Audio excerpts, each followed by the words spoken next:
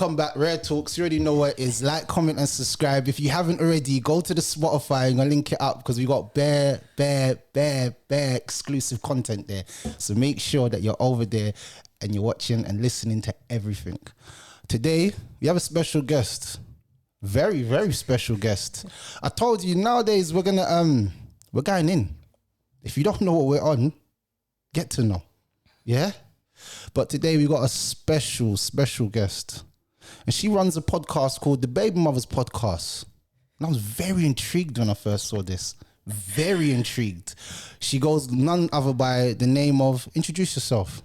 Hi everyone, my name is Shells. You can follow me on Instagram at Shells Says. And I am the host of the Babymothers Podcast. Oh, the Babymothers Podcast. That's right. Go and check that out now if you haven't already. So we're going to just jump straight into it. What made you get into the Babymothers Podcast? What is it that made you get into that?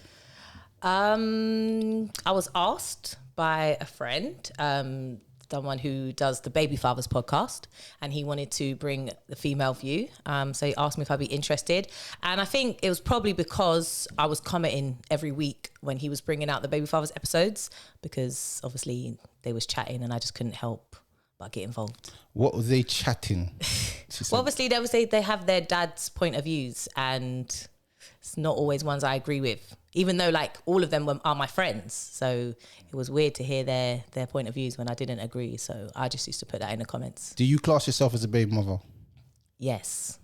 Or do you class yourself as the mother of his child? There's very power in words. Words are very powerful. Well, I mean, by definition, like, yeah, I'm a baby mother. Like, but obviously not really, because I don't have a baby. My daughter's 7, so it's not baby mother. But I don't know what he actually calls me. Obviously, I don't need to call myself it, so I don't really call myself a baby mum or his daughter's mum. I don't call myself it, but I call him my daughter's dad.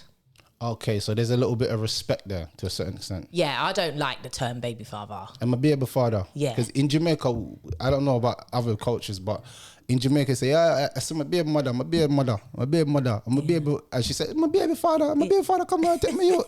So obviously, with me, it just sounds like somebody's just had a child or something, but I don't know how to pull it in other tense, in different cultures, different people, they'll say, that's the father of my child. Yeah. That makes sense. It's weird because some people will just say like, oh, my ex, but I don't like to say my ex because I like to distance myself a little bit.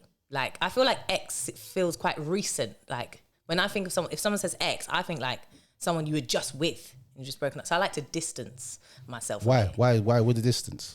Because it's been like years since we broke up. So, you know, I don't like to say. What was that, your last serious relationship though?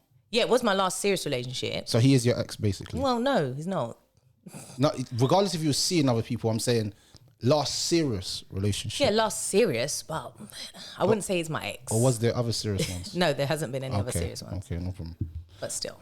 So you see that when women do come on your show and they tell your story, because I watched one episode, yeah, and this is what made me get into it. I watched one episode and this girl was talking about she was taking the youth away from the youth and she had to get out of the country, and the guy done something when he stopped her, so she couldn't.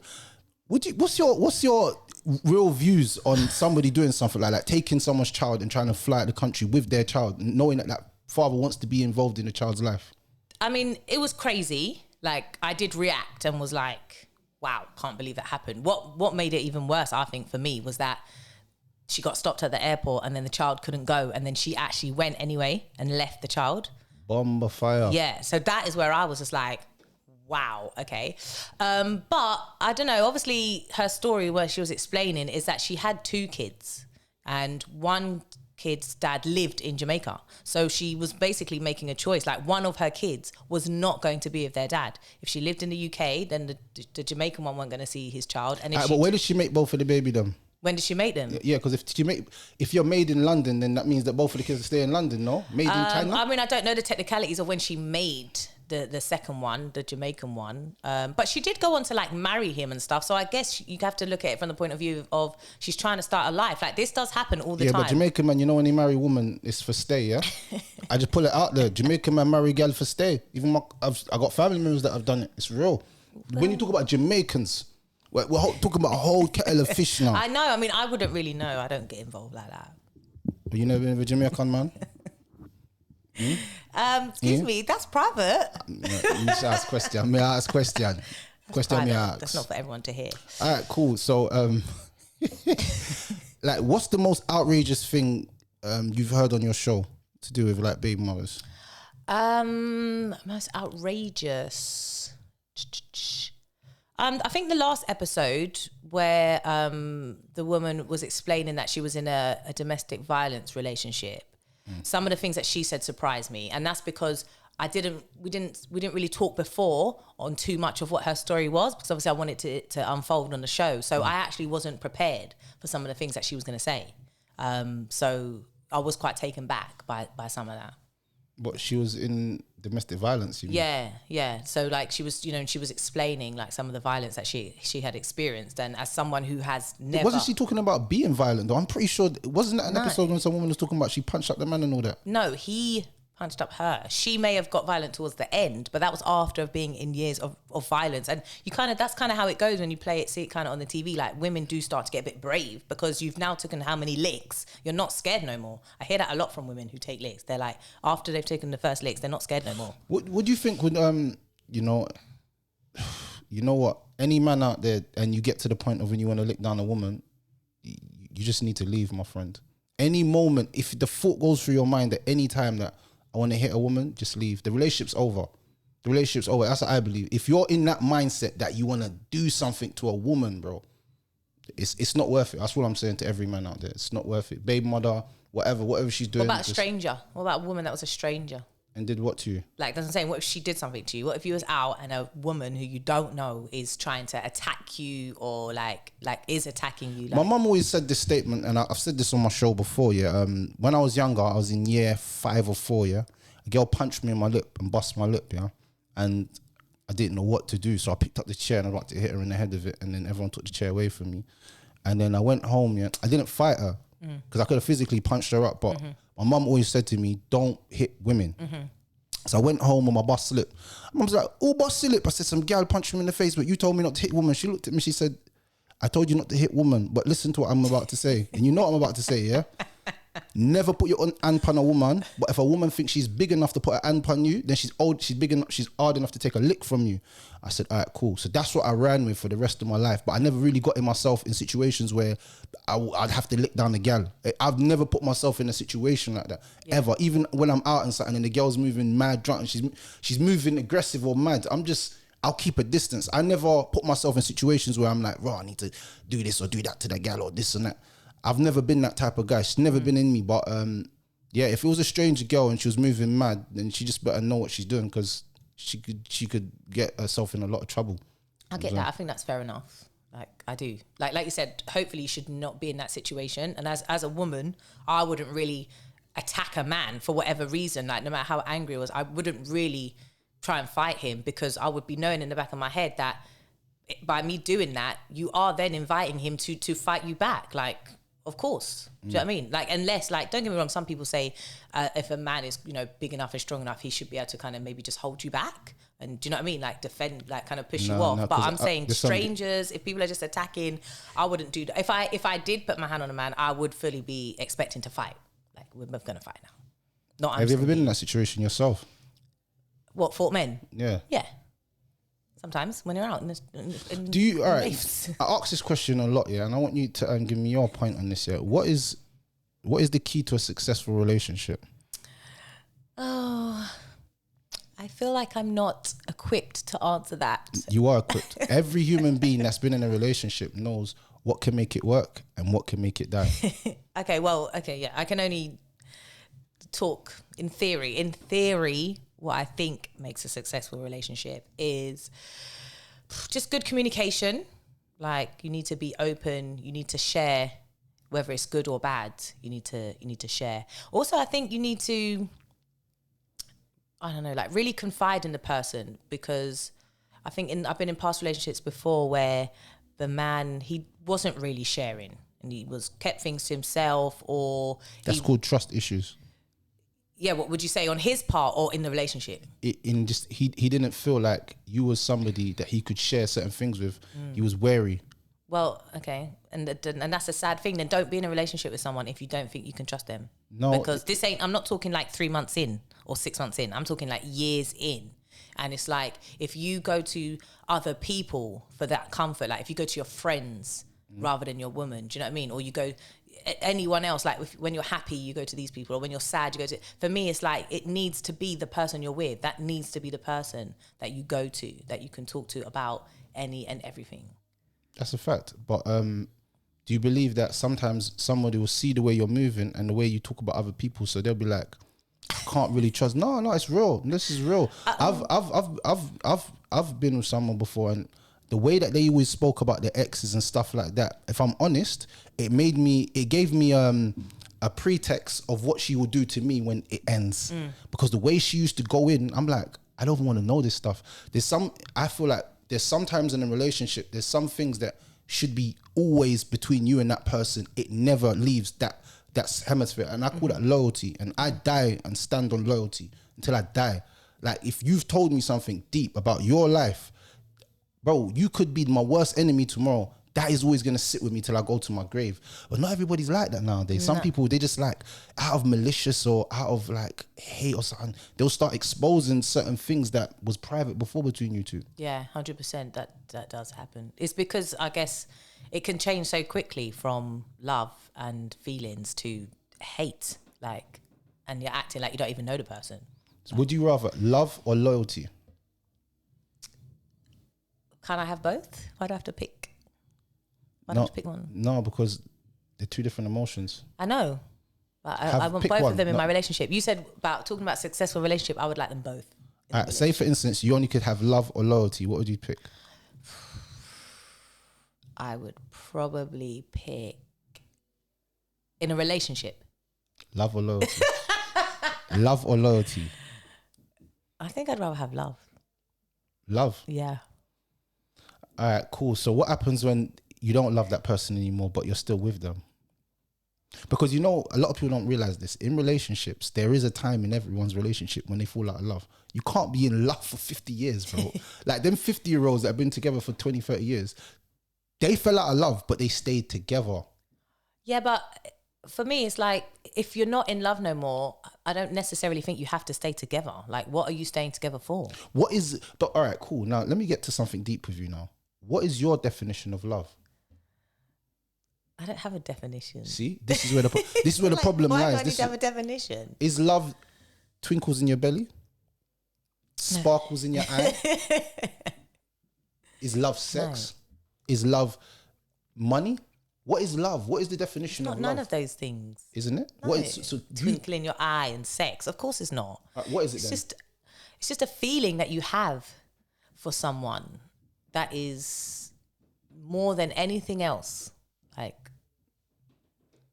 do you know, I was speaking to an older couple, and I always speak to the elders, because the elders, they give you knowledge, like they give you life experience. And I feel like no matter how much books you read or whatever, you have to go through life experience to understand things. It's like you as an elder now, like your younger self, you'd be like, right, if I was more experienced, I'd have known this, that, and the other. So the older couple said to me, I said, what is like love to you? I don't know, I was having this long conversation with them, but they've been together for 50 years. And I was like, how did you lot do that? Because obviously we're in a day and age where a relationship will last two weeks online and then the person will stop texting you. So imagine, like they said to me, love is being able to fall out of love and fall back into it. I said, what? And I hope someone out there can read this and tell me what that actually means. And I hope one day I get to experience what they actually meant by that. You know what I'm saying? But that's what he said to me. And I mean, I do get that. I do think, like you said, it's not going to be rosy and happy all the time. And I do think, obviously, there is a difference between couples that, even though it's not going great, it's not time to just run away. It's not time to just exit. Like, you're going to go, you're going to get through this period, because it might not even be based on your relationship. It could be based on stuff that you're going through. Do you know what I mean? Say like financial hard times, or one of them's lost their job, or one of them's unwell. Do you see what I mean? Like, that means it's not going to be all rosy, happy, and you're not going to be focused on your relationship. So you're going to have to get through that time. So I do think that's when I do think couples maybe who get married and stuff, for me, that's what marriage would mean to me. It would mean being committed and not just exiting You know what I mean? When something got hard, because I think that's what people do now. People just break up. Like you just break up, and then that's it. You're out the next day doing whatever. Yeah, it's a sad time that we live in, man. It's a sad time. It's hard. It's hard to date in 2021. So, do you think that baby fathers are doing enough for their children when they take them? Like, kids' fathers are doing enough for the children when they take the children. So, say for instance, you're not with your child's father, and he takes the child. Do you think that he's doing enough? It depends. I can't generalize, because there will be big differences with each individual, with each dad. From what you've seen from like your friends and stuff. That's what I'm saying. I've got different types of friends who when they have their child, what do they do? But I would say, one thing I would say, which I've mentioned on my show before, is that I don't think dads do enough when it comes down to, I think maybe the more boring things that need to be done, like health, like opticians, dentist, education, things like that. I think a dad can pick up their child a lot, like, do you know what I mean? Whether it's once a week or 4 times a week, they'll be there and they'll be taking them, going to the park, doing whatever. They can even read their school book with them. But I don't think they do enough when it comes down to actually, raising the child. Like, are you taking them to the opticians? Are you taking them to the dentist? Are you checking? Do you know what I mean? Those little things, I don't think they do enough. No, sorry. It's deep, because in a lot of men's minds, they feel like they're doing enough. In their minds, they feel like they're doing more than enough. They do. 100% they do. But I just think, I'm like I said, I'm not going to take it away. Like, I do, if a dad does see their child regularly and whatever else, like, cool, like, you're good. I'm not saying you're not good. But what I'm saying is, if the mum isn't doing certain things, then who's going to do that stuff? And when I say if the mum's not doing it, does the dad know if the mum is doing it, for example? So, like, give you an example from myself, I'm not sure my baby father has ever asked me if I take our child to the dentist or just to the opticians or anything like that. So what? You might just think you got it patterned. Okay, cool. Okay, so that's what I'm saying. You're raising our child on a think and a hope and I assume, because that's not how I roll. Because when she would go with him, I'll be calling, I'll be checking. What's going on? What you lot doing? Like, there was times when me and him never used to speak, we'd not communicate. But when he had my child, I'll ring you because I want to know what's happening. Because I'm not playing when it comes to my child. So he should be asking me, like, dad should be asking the mums, when was the last time to go to the dentist? When was the last time to go to the opticians? Is everything cool there? What kind of stuff do you do with her at home? Like, what kind of food does she eat? Like, you need to check. Like, I would do that if my child was staying with my mum for the week. I'd be like, Mum, what you been feeding her? Like, have you been letting her on the iPad all the time? So I think sometimes dads just think, I'll just come on my day, take them, bring them back, and it's all good. And I'll pay and I'm doing my bit. What do you think? I feel like men feel like they're doing enough, but maybe they need to do more. Maybe all of us need to do more.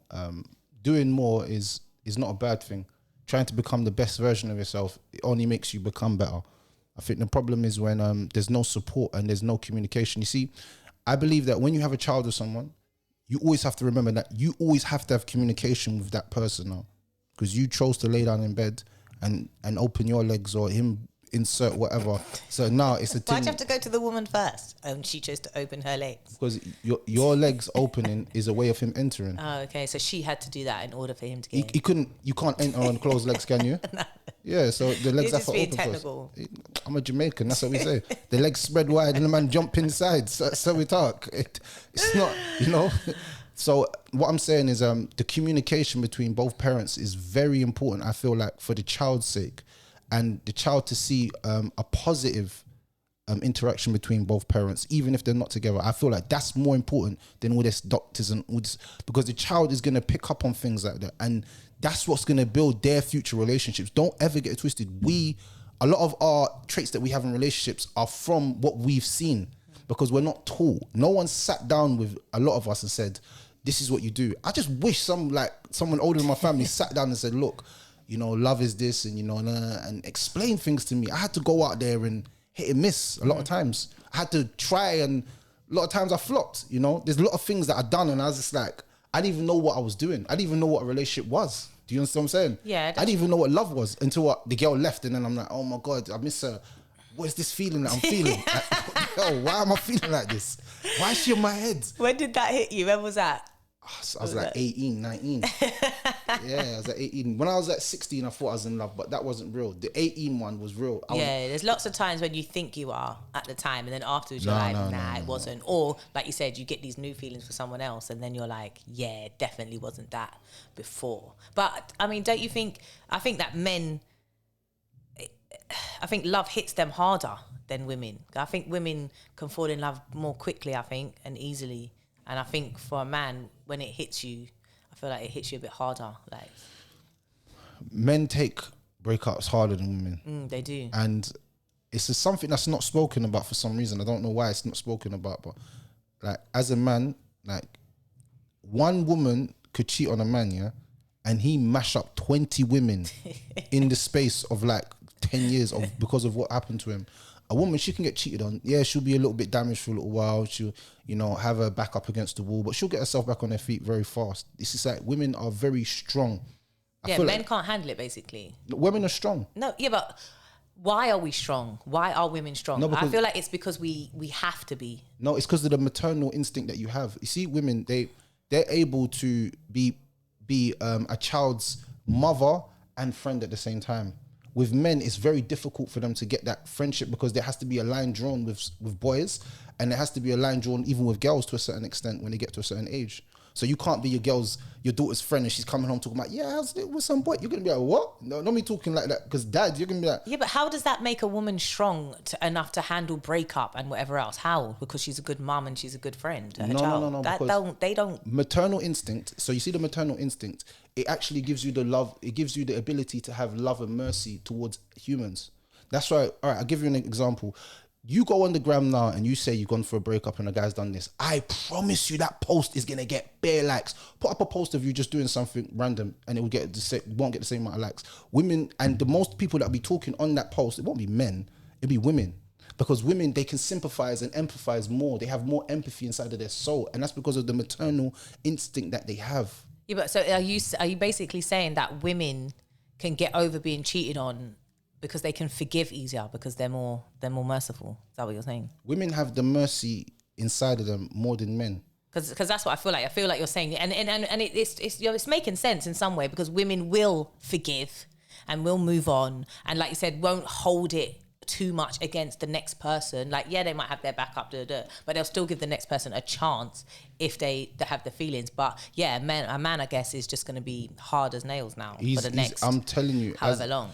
I've seen men crumble, mental health and certain issues. Do you think it's right to stop a man from seeing his child if he's not giving you financial assistance? No. Why not? Because I think there could be reasons for that, why he's not paying. And then the joke thing is, even if there is no good reason, even if the man has money, loads of money, and is just not giving you the money, I still don't think you should just say you can't see your child. I feel like you still let him see your child, and then that's obviously an issue that you are dealing with on the side, however you're dealing with it, whether you're talking, whether you're going through court, but I don't think it needs to be you pay and then you see. Like, no. Wouldn't you call that? I call that extortion. Extortion? What, women are being extorted? No, men are being extorted. Oh, men. How can you say to a man, you're not going to see your child if you don't see money? What's that called? Ransom. Okay, but hold on. But why is the man not paying though then? Whatever reason, I don't know. Maybe, see, a lot of times, yeah, we look from the outside in. All right, I'm going to give you some scenarios and you tell me if this is correct. A man's been paying to see his child, yeah? Yeah, he's been paying to see his child. He says now, look, I'm not giving you no money. I'll buy everything that the child needs, but you ain't getting no money into your bank account, because from what I've found out, you're just using all this money to buy all your drugs, all your little weed drawers. You're using me as your weed supply. So I give you $150 a week. That's your $150 of smokes for the month. Yeah, that's what I've been heard, because the person that you're buying from is my G, and he's been saying she's been picking up O's and halves. Yeah, so bruv, I'm not giving you no more money, but I'll buy everything for my child. She says, F that. If you don't give me the money directly, you're not seeing your child. Is that right or wrong for him to stop giving her money? He says, I'm going to buy stuff for my child. No, okay. I don't agree with him not giving any money and him only buying stuff. I don't agree with that, because I don't believe that a child only needs physical items. Yeah, so I don't agree with that. But I wouldn't say the mum shouldn't let him see the kids. You should still let him see the kids whilst working out, whilst continuing to have a conversation with him and say, that's not good enough, that's not what I want. Because like I said, if need be, you can always go to court and then they will make him pay. It won't just be physical items. And the reason why I say that is because imagine like my child now, she's 7. She don't need physical stuff all the time. Do you know what I mean? Like once she's got clothes or she's got trainers, she's not going to need any more, obviously, until she grows a bit, blah, blah. So, but what do you think she needs every day? Like, and that's something. What are you gonna do? Come and deliver the food because you're not giving me no money now, so you're not contributing. But she needs a house to live in. She needs heating. She needs electric. Do you know what I mean? Like that's not something you can give. Like, but it is something you should contribute to. All right, I'll give you another scenario. A man said, "Look, she got with a new man. Yeah, she got with a new man, and he said, "Right, let your other man pay for the ute now, innit? You bring another man in the yard around my ute. Let the next man pay for the ute, innit? That's what they said." Okay, that's dumb. Like, why, as a man, how can you even feel comfortable with that? Let another man pay for your child. You feel comfortable, a man feels comfortable saying that? Seriously. What, does a man feel comfortable another man being around his child though? Okay, well, but what can we do about that? She can't be single. She can't be alone the whole of her life. Like, that's selfish. Like, that's true. And it's also selfish on like, for your child, like, there's lots of people who have step parents and they are creating a nice family unit for that child. Do you know what I mean? Like I've got a stepdad. He was married to my mum for years. Like that was a nice family unit that I had at home. So I remember that when it was just my mum at home and the kids. And then I remember when it was my mum, her husband and us at home. Very different. So just because the dad's gone, he shouldn't not want that for his child. Like there's a lot to come out of that family unit. So yeah, another man is going to be in your house, but don't say I'm not paying now. He can pay. That's silly. But it still wouldn't push me to say you can't see your kid. Like I've been in that situation before, where my daughter's dad didn't give me money for a short period of time, but he still saw my daughter. And some of my friends said to me, "Don't let him see her." They said like you know. Don't let him see it till he pays. Like I did get some of that advice, and I said, I can't do it. You know, it's deep because kids need money to like actually live, like to eat and stuff like that, and to have roof over their head and stuff like that, and the hot water and all that stuff. Yeah, but what a child really needs is actually time, and time you can't put a price on time. So no matter how much money you give to your child, you could be giving millions to your child, but not seeing them. Yeah. I would rather my parent, this is me speaking when I was a child, I'd rather my parent just spending some time with me than giving me anything. Because as a child, you don't know material items. Yeah, the child doesn't know. So that's 100%. Like the child wants the time and attention, right? But so isn't it about the child? It's not about us. I'm not saying it's not about the child, but I know that there are too many examples where mums are, because they're thinking like that, because they're thinking what my child needs is love and time, they have let their baby fathers get away with not paying for ages, for however long, for whatever reason. Like there are mums literally that say, it's fine, he doesn't give me no money, he doesn't pay for nothing, they reel off everything they pay for, school, this, clothes, everything. But because he comes and is willing to spend time with the child, they're like, you know, that's all I want for the child. That's not good enough. All right, let me give you the flip side. What about a man that pays but doesn't see his child? Is that his choice? No, he's paying, but the woman's stopping him from seeing the child. That will, I mean, maybe I don't know what the reason is that they're doing that. For me, I don't think there's a reason. I don't think there's any reason why you should stop the dad from seeing their child. I don't think there's any reason, unless the dad is very like aggressive and damaging towards the child. Yeah, and I'm not even the mum. Like, even though, like, and that was a bit of a conversation that came out on on one of my shows, when the woman was talking about his violence towards her. It did at first make me think, oh, don't let, you know, what about when he's with the kids? But she explained that he wasn't violent towards the kids because obviously that was emotions he had towards her. So, like I said, unless the dad is damaging to the child, you know, and obviously, which they can be, like if he's saying negative things to the kids, and or do you know what I mean, like or messing up their mind, you know, like I guess some. Do you think men do that, or do you think women do that?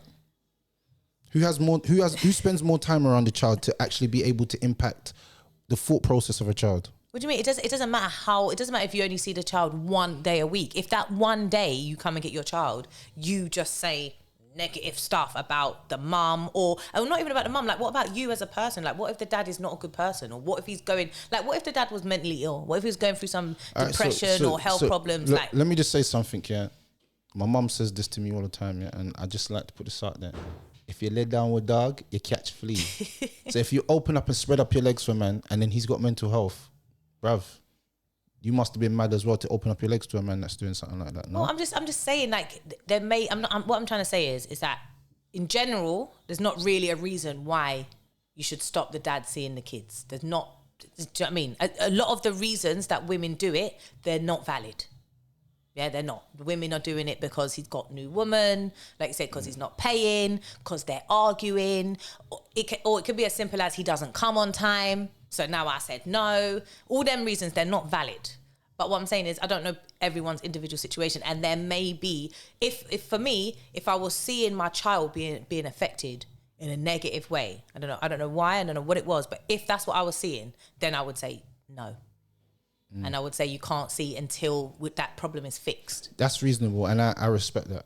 You know what, I'm really against this thing, but you know what, I actually respect what you just said. Do you know what I mean? Like, think about, like, say the dad didn't have anywhere safe to take the child, and say he didn't, you know, and like you said, it doesn't have to go to a house all the time, but just what I'm just saying is, say he wasn't making safe choices. Do you see what I mean? Like, what if he was hanging out with road youths? Do you know what I mean? Maybe what if that's where he brought your child? Do you know what I mean? Like, there's a story about the poor little girl called, I think, Jaslyn something in America. Condolences to her family.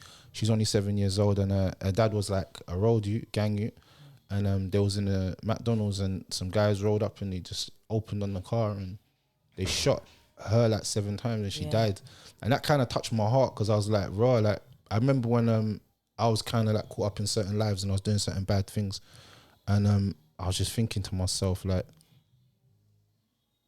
imagine like something happened to like people that I love because of what I'm doing. Exactly, you know? Because let's be real, there's plenty men who may have had their child around in a situation like that. Do you know what I mean? You didn't intentionally put your child in a dangerous situation, but there's plenty times you would have had your child in a car and then you may have gone, whether it's just gone to pick up some money from your brethren, but that could be a dangerous situation. Like, I don't really put myself in dangerous situations. That's not my lifestyle. Like, I'm just a normal citizen. But like I said, if that's your life, you could possibly be doing that to your child. But then I'll say the flip side to it then. When she got with him, didn't she know that he was living that kind of lifestyle and it was dangerous? So having a child with someone in that kind of dangerous lifestyle, I feel like a woman can't complain. If you got with me and I'm a drug dealer, you can't now, we have a child, say, I don't want my child to be around you because you're a drug dealer, because you got with me knowing... Okay, but we never had a child. If I got with you, that I'm talking about my own personal safety. I'm making decisions for me. When you become a parent, you need to change your way of thinking. That needs to happen. What do you mean? You can make as many choices as you want as a single person who's just looking after yourself. When you have a child, you now need to think differently. So yes, things do need to change now. It doesn't matter that you knew before. You was only thinking about you.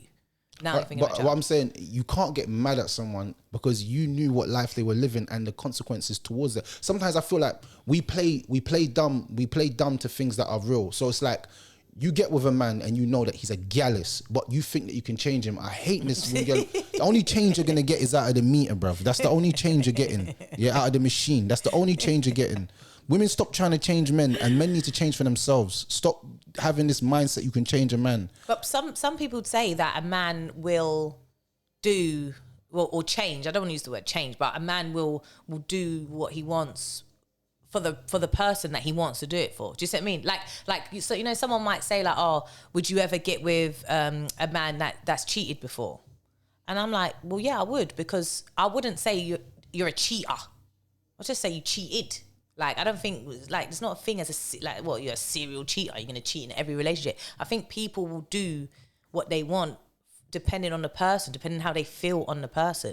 Do you see what I mean? So, yeah, I'm sure that there's men out there that were a gallus and then they meet a certain woman and they're happy. They're just in love with them now. Do you know what I mean? So no, but I'm saying that if you get with him at the time knowing what he is, you see, all right, you get with someone at the time knowing what they are and thinking that you in your capacity can change that person. You have to remember one thing, and I've learned this about life. when it was time for me to change my life, I done it for me. Yeah. I done it. The decision wasn't for nobody else. Wasn't for my mum. I've been saying I want to do this. Oh, I need to stop this to my mum. I still was doing it. Do you know what I'm saying? Man, have children. They're still doing it. The only thing that's gonna stop you is when you look at yourself in the mirror and say, I need to do this for myself. And I feel like that is long lasting when you say that. Does it make sense? No, that's 100%. That is why there's no point having the same conversations in a relationship over and over again. And the man saying, cool, I'm going to do better, I'm going to change. That's not going to happen. Like you like if you're saying to your man, I need you to be more affectionate. No. However affectionate he is being, it's as affectionate as he's going to be. That's it, you're done. Just accept it. Like, just accept it. Don't be like, oh, we need to spend more time together because you're always with your friends. No, that is who he is. That is how much time as he wants to give you. Like, just all these crisis talks that you have sometimes in relationships, like every 6 months or a year, and you sit down and the woman starts to say, these are all the things that I need to change. They're not going to change. That is who he is. Because like you said, unless he's changing for him, and to be fair, the things that you're asking for, they're not for him. Do you see what I mean? Like he don't want the affection, or he don't want to be. That's not for him. He's only going to change if it's something that he wants. Like I might say, like, oh, he wants a better job. Okay, if he wants that, then he will sort that out. But if you say to him, I need you to get a better job, that's not happening. No, that's not happening. That's why it's difficult, because when I meet a man, it's like I need him already to be the things that I want, because I can't be getting with you and then trying to have these conversations, like, because I've been in a relationship, like, it didn't work. So do you think you have unrealistic expectations in a relationship? No. Yourself, you? No. Yes, I think you do. I think you what? do. Where are you getting that? But because what you just said, listen to what you just said. You said, when I get with a man, he has to be a certain way. No, you see, this is where the problem lies. Compromise is the balance of a relationship. A relationship is not, I come in and I'm everything you wanted, because then in 6 months I might be everything you don't want. So you have to be able to but you're saying compromise, but what I'm saying is, if I want a man who is affectionate, I cannot compromise and get with a man who is not affectionate. No, but what I'm saying is... No, but you just said... But that's what I'm saying to you. No, you have to. I need the man... What? I have to what? Compromise? No, I'm saying a compromise is not something... A compromise is a continuous thing. You can't always expect someone to be exactly how you want them. No, not exactly. But what I'm saying is... What I'm saying to you is, I've been there. You can't just say, oh, he's not that affectionate, but sometimes he's affectionate, and maybe I got to do that. Or if I ask him, that's not going to happen. And that is not a compromise, because you're not compromising. The woman is just not getting the affection that she wants. But what I'm saying is affection the only thing in a relationship that someone needs? No, it's not. So it's you're picking at things that are best suited to your needs. But then the person might say, I don't want someone that's too affectionate. So what does it mean now that we don't be together because there's one factor? But all right, cool. There's 10 boxes. You tick 10 boxes. One box is this. And you say, no, I can't be with him. This is the problem with women nowadays. Your unrealistic expectations. And you think that all men are going to be the same, and they're going to all be perfect for you. If you start to have this realistic that men have flaws, like I have flaws, and that we need to work on our flaws together to become better. It depends what flaws they are. Depends. This is what I'm saying. Don't get me wrong. You're right. As in, there might be 10 boxes, and in your 10 boxes, you need to have them in order of priority. Because if a man has lots of other things that I want, and then he doesn't have one thing that I want, cool. That might work. But if it's a main thing that I want that he doesn't have, I'm not skating around it. Like what? Like what? Cool. Let's break these boxes down. No, because she wants to go there. Let's go there. Let's take it there. Let's take it there. You want to take it there. I don't want to unravel my perfect man on air. But what I'm saying is, look, the boxes, what you're classing as boxes, can always be altered. And I believe, this is what I believe, if a woman really wants a man and she really likes that man, he does something for her, whether it stimulate her mind or he has a different type of chat, she's going to compromise to a certain extent, and he's going to compromise to a certain extent. Yeah, but it can't be too much. I'll be honest. No. All right, cool. Because do you know what? There's a thin line between compromise and settling, and literally, like, you're not getting what you want. Like, I'm gonna be honest, I've been there. I've been in a relationship where I was in love. I wanted to be with you. I wanted to make it work. I weighed up that there was lots of good things that I was getting, but then I weren't getting certain things, and it took me years to realize it's not good enough. It's not. Like, because I went through the whole, of course you should compromise. Of course you can't have everything. Of course it can't be perfect. But it can't though. Okay, but that affected me a lot. It affected me as a person. It affected my mental state. It changed me as a person from the things that I wasn't getting that I needed. Did you go and seek it somewhere else? No, I ended that relationship. But what I'm saying, it's not like I ended it just because, I wasn't getting what I wanted. It damaged me. It changed me. No, but I feel like we're and this is now we're going to lead on to a real big question. Why do women crave sympathy over solutions? Like it's like a simp fishing now. Like, oh yeah, I wasn't getting what I wanted. So look, everybody, when you're in a relationship, there's always going to be damage that's on both sides. Don't think the other person wasn't damaged as well. Okay, but it's cool. Do what you need to do for you. That's what I'm saying. No, it's the same way. It's the same for a man. You can't be selfish here. You can't be selfish. No, if it's the same for a man, if you're not getting what you need from a woman, if you've hurt him, you've got to take accountability that you've hurt him. Okay, cool. Well, I don't know if I have. You see that right there? So this is, oh my gosh. I don't know if I have. I can only talk about me. I can talk about how I feel. No, but I haven't had a sit down for anyone to tell me. 9 out of 10 times, yeah, men do, and you know, women say men are not affectionate enough, or they don't tell me how they feel. Do you know what that is? Do you want to know what that is? The moment that they have said to you once, bruv, I love you, bruv, and I don't think that I could ever be with another woman, and the breakups happened, and he's texted you, and he's been on to you, and he's been like, look, I'm gonna lie to you, I don't really see myself in another woman. I just want to be with you forever. And she's like, well, it's not gonna work, is it? And you see that moment that you've done that to him. See that moment there. You've made him into a super savage times 10. Okay, because he feels like he can't express himself to a Yeah, woman. but do you know what? You're, as per usual, you and everybody else, you're asking us women to just be too nice to you men. Like, oh, he opened up this one time, so how dare you shut him down, and look what you've done. So what? He opened up one time. He might have to try again. Like, it's the same with being a dad. Like, oh, he's a good dad. I know he doesn't do all the other stuff, but he's do. No, how about we just need some more? Like, I don't care that you one time said I love you, and that was the one time you was opening up. Okay, cool. Why did the woman respond the way that she did? Why did she tell him it's not going to work? Why? It probably was of something that he already did. So now that, come on, he could have all cheated on her, and then now he's telling her how sorry he is and how much he loves her, and that's what I'm saying. And you're saying that that was the moment, and she should have been like, that he really can we read your mind? Do we know that that's your moment? Do we know that that's you now? Realized, are you being serious? Just because you've had a moment, we're supposed to be mind readers. Let me tell you something. That moment you done that to him, yeah. That moment you've just created. I don't care. No, you better care. You better care, because you're gonna get into that next guy that was hurt before. Okay, but cool. But we're not your mums. We're not babying you. It's not up for us. Like, are you? Do you think I feel like now every man will be walking around, and when he's ready, we'll be telling this woman, this is the moment. Like, you need to realize now. Okay, I've realized. Do you know what? That's called. That's called dismissing someone's emotions. And you know what? When a man does that to women say, "You're a narcissist. You're a narcissist. Look how you treated me. You didn't even care what I said. Look at me." And when it happens to a man, he's meant to be strong. He's meant to be tough. He's not meant to show any emotions. He's not meant to cry. He's not meant to. No, he can. He can do all of that. I'm never said he can't do any of that. He can do all of that. What I'm saying is, you're saying you're disregarding all of that. No, what I'm saying is that you cannot now just expect a woman should now handle you with care, treat you nicely, just because you have now expressed how you feel. Are you joking? Some empathy. Empathy is a part of a human characteristic, and you should be able to, regardless of what someone's done. Do you know most men's moments come after they've done something wrong? You do know that, don't you? Do you know the psychological? You know the psychology behind that? What? That some men, they do wrong to women because they've only seen people do wrong to other people and make up with them. Okay. Psychology. Okay, cool. So what does that mean? That the woman should be like, she should be more forgiving then, because she should understand that that's why he's women are like forgiving. That's just your maternal instinct. Okay, but we need to stop being so forgiving. No.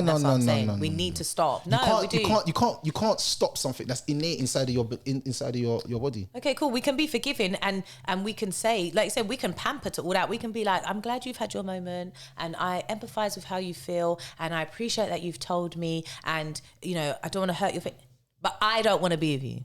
How about that? Because whatever it was that you did, that's still done. Now that you're having your moment. Do you know?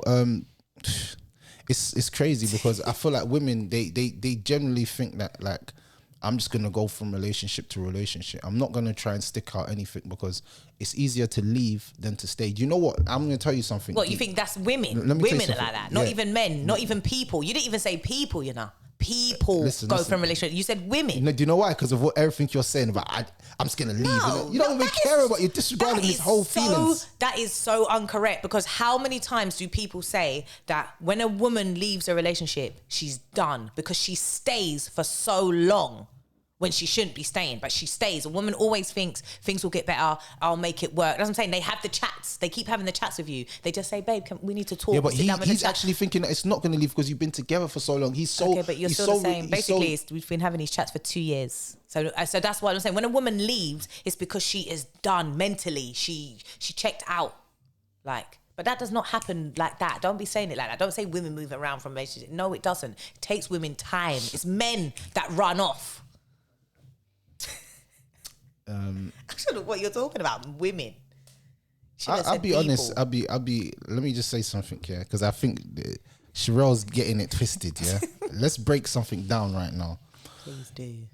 You see, when a relationship goes sour, yeah, you got two options you can do. You know, you can leave, whether man or woman, or you can stay and fight out. I feel like we're in a day and age of let's just leave. Let's just call it quits. Forget all the time and all the distance. And this is why I said day ones don't mean nothing to me. Yeah, and everyone out my might think, wow, what are you talking about? You could be my day one, yeah? But you see, if you're not moving right today, you're done out here. I don't care about all that day one stuff, because that day one stuff don't mean nothing to me. It's about how you treating me today. How is our relationship today? Yeah, but I will respect and I love you forever as my peoples. But me and you can't move like that, and there's nothing wrong with that. That's cool for me. That's called growth. Of course, people. You have to. If you're not elevating with me, I can't. Your boat sinking, and I'm trying to save your boat and save my boat. Because sometimes you try to save their boat, they jump on your boat and you drown. Yeah, I ain't with that vibe. My whole thing is, and it's the same with relationships. But that's the same. That's what I'm saying. You're saying that people should stick around and try fight more, but that's not always the answer. Like, that is not the answer. Yes, it is. No, yes, it is. Yes, it is. Yes, it is. Sometimes you've got kids. When and you're putting them through. Hold on, you're putting them through arguments. No, this is what I'm saying. As grown-ups, and let me just put this out there. Any man that's with a woman, try your hardest not to have arguments around the children.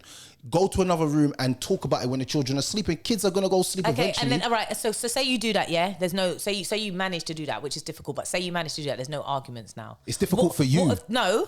I don't you say difficult. Who's it difficult for? It's not difficult. Speak for yourself. Look at her face. Look at her face. Look at her face. Look at her face. It's not difficult for me. But I'm saying, say we do that now. What is the opposite of not arguing? Silence. Silence. The house is just silent. Mum and dad just don't speak. Mum and dad just sit in a different room.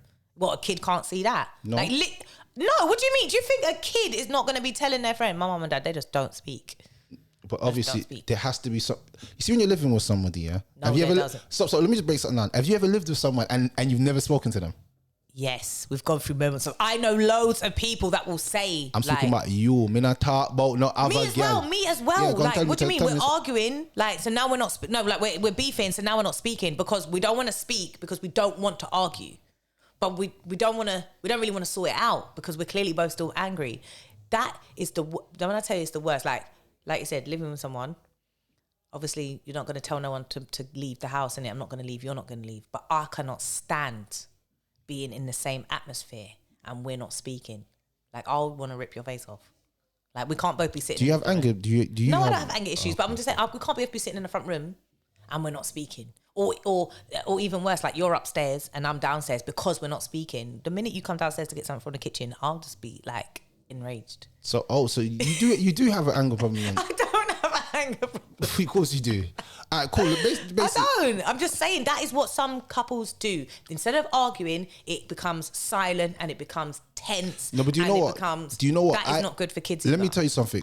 Sometimes a relationship will last longer if you can hold back your tongue. The tongue is one of the most subtle. It's one of the most subtle gifts that you're given. Yeah, the ability to speak, but it's also one of the ways that you can save yourself from unhappiness, being homeless, being jobless. There's many things 100%. that tongue can save you from lots of things. Lots of things. And if you're in a relationship, obviously, once words come out the mouth, they cannot re-enter it. So a man might say the maddest thing to the woman. That woman is not letting go. I'm telling you. But do you know what I'm fine? Don't get me wrong. I'm will happily say that women probably can't hold their mouths more than men can't hold their mouths. I will say that. I feel women are emotional. They react. They think with their emotions. They react. Whereas a man, I feel like men, they can hold their tongue, but they hold it too much. They don't say nothing. So now we've got no idea how you feel, if you're upset, if you're angry. And then, for example, a man, when you're now arguing with them or you're upset with them and you're telling them what's wrong, all of a sudden he wants to tell you about what you did. What, when? I was upset as well, but I never said nothing. You did this, but I let it go. You know, that's called pardoning. You see, you got forgiveness and you got pardoning. Forgiveness is that I've acknowledged that you've done something wrong. Pardoning is that I've just overlooked it all in general. And I feel like pardoning and forgiveness is the key ingredients. You know, when you have a pot and you're putting all the ingredients to make your food, I don't know about if people put seasoning on their food and garlic and all them thing and onion in the pot and all them thing with little red peppers and all them thing. I don't know. I do. I don't know about everyone else. So I throw my thing. So it has to have like a little bit sprinkle of all these things. Yeah. Forgiveness and pardoning is probably one of the main ingredients, like garlic for me. Yeah, but only if you're going to do that properly, because don't bring it up then. That's what I'm saying. You can't let something go and then bring it up. No, but I think the moment that... Because that's what men do. No, but I'm thinking the moment that he's bringing it up is to give you an example to show you that I don't pick up on every single little thing that you do. So you should try and be a little bit merciful. I'm telling you now, that does not work. With you? No, in general. No woman wants to be telling you about something that's upset her. And then you tell her, yeah, but you do. But I swear women do that to men more though. No. I'm just telling you, this pardoning thing that you're talking about, it's not good. It's not good. I don't know when would be the right time to bring that up, that I let things go all the time. No, but I feel like you do it with your children a lot. A lot of parents pardon their children's. Yeah, but when I'm not going to tell them, that's what I'm saying. So if my daughter's doing something and say like she didn't clean up her toys, next day she didn't clean up her toys. Every day I'm telling her to clean up, she didn't clean up. One day when I tell her to clean up her toys, I don't say to her, every day I let you get away with... I don't say that. It's going to come out. You're going to say, every day I have to tell her you have to do it? No, that was my choice then. That was my choice to let her get away with it. I can't then tell her. She never told me to let her get away with it all them days. No, that's what I'm saying. That is not an excuse. That is such a poor thing that men do. Like, oh, now I'm going to tell you. So hold on then. If we was never arguing, you was never going to tell me. So you was going to let it go. It's not. You just held that there. It's like you thought that was going to be a little secret weapon for next time. No. It's not even like that. It's actually generally that man's pardoning and they're looking at it as like, I've pardoned. But why can't we pardon?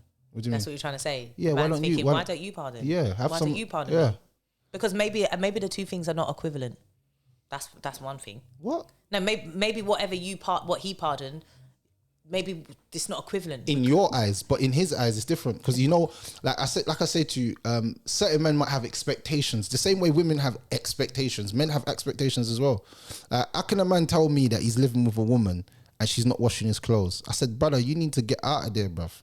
What do you mean? Bruv, he's saying that he goes to work, comes home from work, and he takes his clothes or puts all of his dirty clothes into the washing machine. Okay, but why are you saying that? Why are you saying that she should wash his clothes?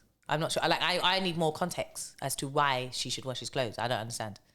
It's not just they're living together. A man's living with a woman and he goes to work. The woman's at home all day and she's not washing his clothes. Okay, well, you never said that. First of all, you never said she was at home all day. Even if she doesn't, even if she come home from work, she's still washing a man's clothes. Okay. Bad man thing. Okay, ladies. Bad man thing. If you would like to be with a man so you can wash his clothes, then feel free to call. But I mean, no, don't talk to me like that. I should be washing your clothes if I've been to work as well. No. What do you mean? Are you saying she should wash his clothes all the time? Or you're saying sometimes she should wash his clothes? He's saying she doesn't wash his clothes. So sometimes. I need to know what you're saying. Well, yeah, I said, me confused. Are you saying that she should wash his clothes all the time? So you see, let me just go back to a basic principle. Expectations. Now, this is what I'm saying. If you don't pull it out there straight away, what you're expecting from a woman, they will start saying to you, they don't expect to wash your clothes. A madness that so you want me to walk around in dirty clothes. You see, if you really love a man, when you live on your own, who washes your clothes? So I'm not living on my own. I'm living with you. So why am I? So what? So you and this is why I'm single. This is why I'm single. Cool, no problem. Because I'm not gonna let a man come into my house. Yeah. He's got his own yard. Okay, but what I'm saying He's got the mansion. What are you talking about? He's moved you and your daughter into his big mansion. What okay, but at the moment, I take care of me and my daughter. He's so got why the mansion. would I add someone new? Alright, cool. He's got the mansion. He pays all the bills. He does everything. You're chilling. You're at home all day. He's gone out to then work. I'll wash his clothes. But if I'm going to work, and this is what I'm saying, you just sold me a dream. That's what you just sold me, because you just sold me a millionaire with pure money, and I don't have to work. Lovely.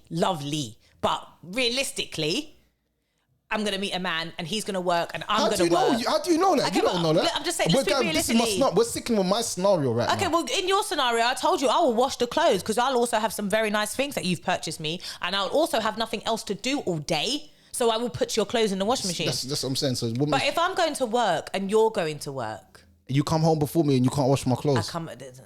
It depends. Where's the love, man? No, it's not about love. I know you're gonna do that anyway. You don't surprise me as the type of woman that will leave a man dirty and all them things. You don't.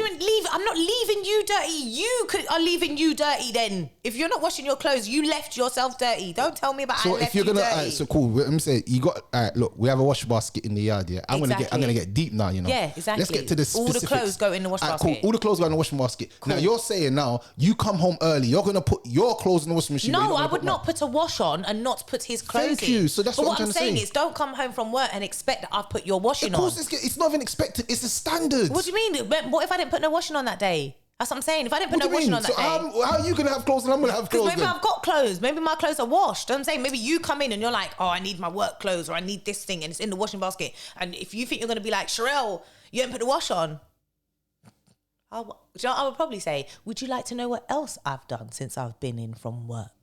Because I've probably made dinner and been cleaning up or reading with my child or doing her homework. What I haven't been doing is sitting my ass on the sofa doing nothing. So don't tell me about your clothes.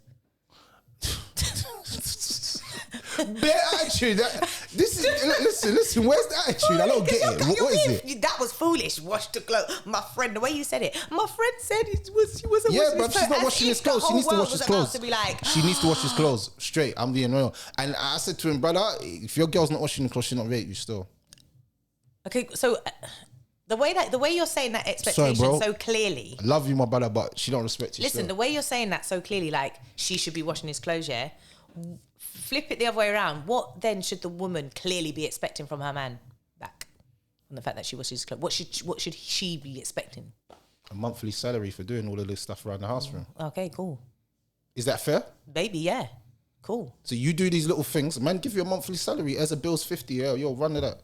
Cool, no problem. I can go to the dry cleaners and do it. Yeah, that's cool. You're paying me for the service. But that's not how it really works, is it, in relationships? Men are just expecting clothes washed. I feel like if a man's living, this is my thing. If a man's living with a woman, but he's not providing any financial assistance to her, he's on a bum thing. That's my personal opinion. And what is that? If he's living in her house, or what if she's living in his house? Because if she's living in his house, why would he be giving her any money? You still have to give a girl money still. Because cool, she's living in my house. Your views are so like no. Because if she's living in my house, conflicting. How do we get washing up powder if I'm not supporting it? Because remember, it's my yard. I feel like as a man. This is what my innate belief anyway. If you're living in my yard, you're still my woman. I still have to take care of you. That's just I'm old school like that. I just believe that a man should take care of a woman. Like if you need this or you need it. And she should wash his clothes. Yeah, we can see that you're old school. Yeah, washing my clothes. Yeah, I want my clothes washed. I don't want to be dirty. She made your dinner as well, yeah. Like, and are you gonna wash any clothes? Are you gonna make any dinner?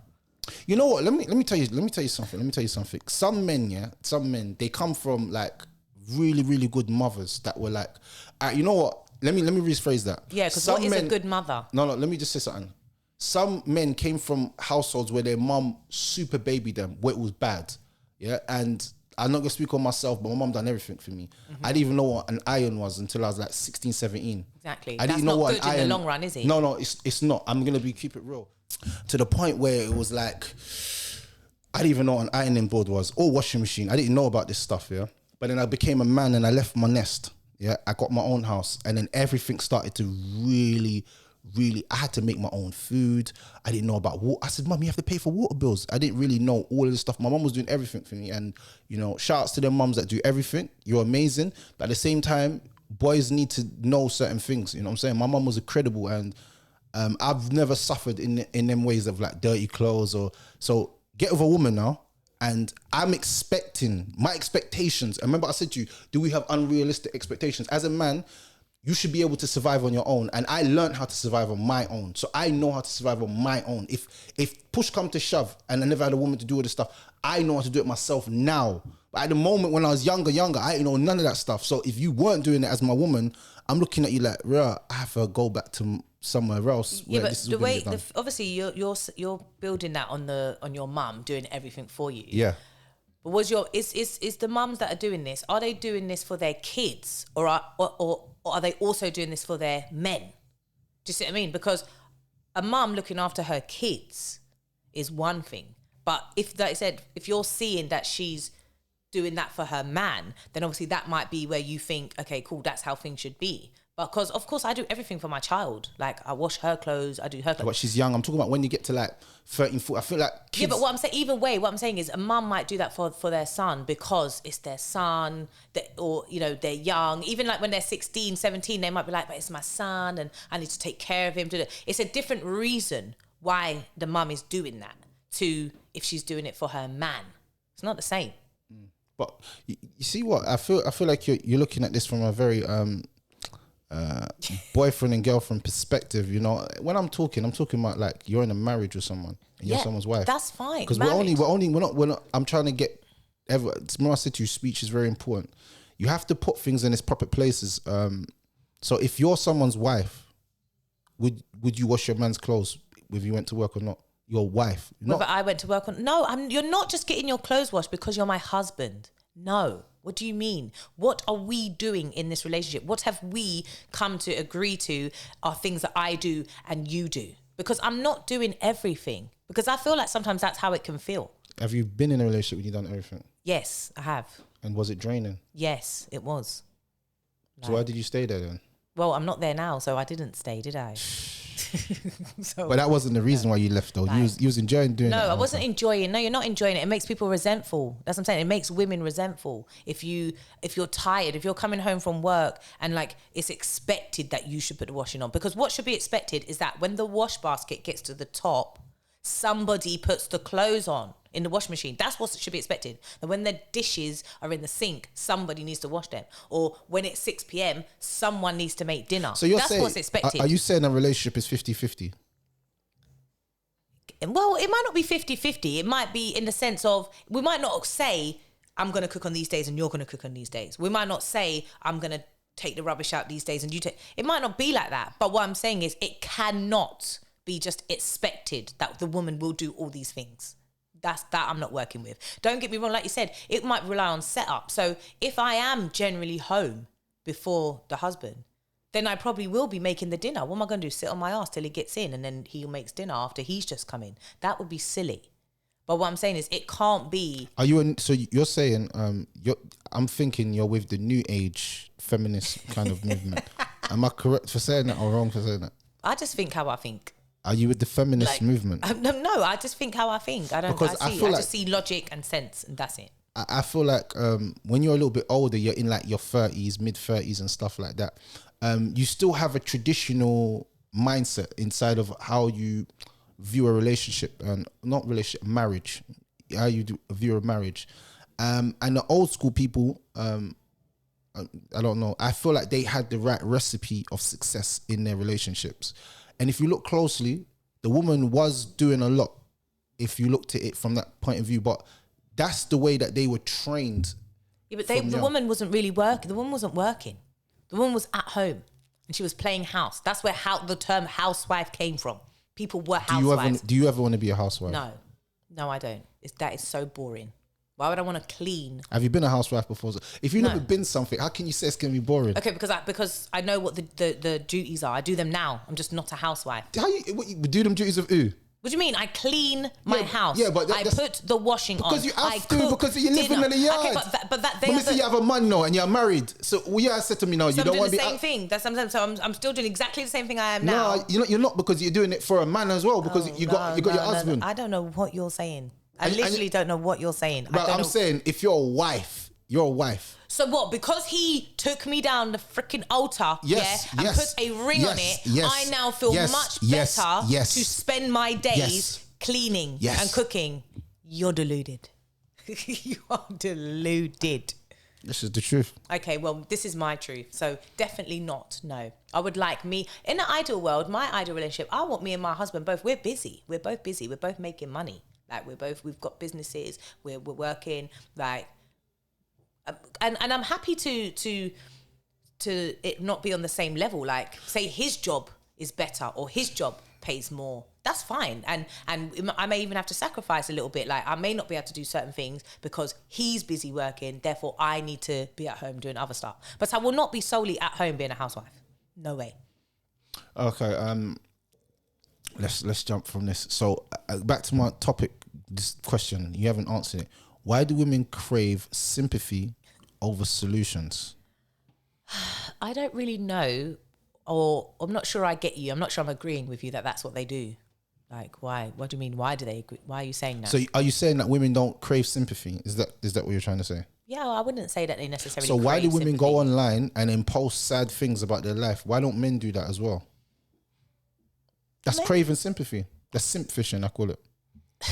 Simp fishing. Okay, but men do post online for attention. No, but attention's different to sympathy. So sympathy is this. I'll give you an example. I see it all over TikTok.